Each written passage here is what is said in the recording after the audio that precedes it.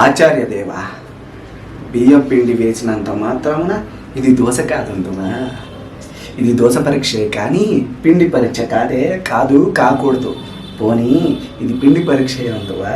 అయినా మీ భోజనశాలలో చేసే దోశ రుచి లేనిది, మీరు చేసే దోశ తినలేనిది.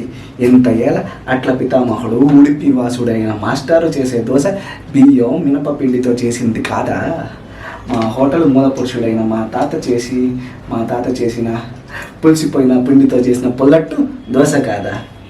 ఆ పొల్లట్టులో మసాలాని, ఆ మసాలాలో ఉప్మాని, ఆ ఉప్మాలో పులిహోరని, ఆ పులిహోరలో నెయ్యిని వేసి మీ చెక్కితించబడుతున్న మసాలా ఉప్మా పులిహోర దోశ కాదా?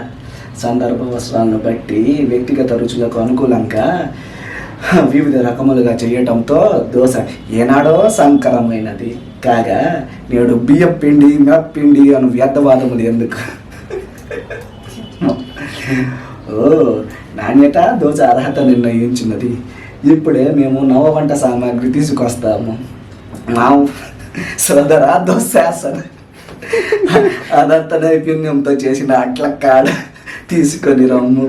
మామ మసాలా సార్వభౌమ, మంచి నూనె తెప్పించుము.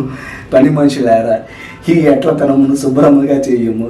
చిన్నపిల్లలారా, ఎన్ని దోశలు కావాలో చెప్పుము. పితామహులారా, పిండి పులిగా పెట్టుము. పూర్వజన్మ సుకృత స్మృతులు గుర్తుకు వచ్చేలా నెయ్యి చేయుము.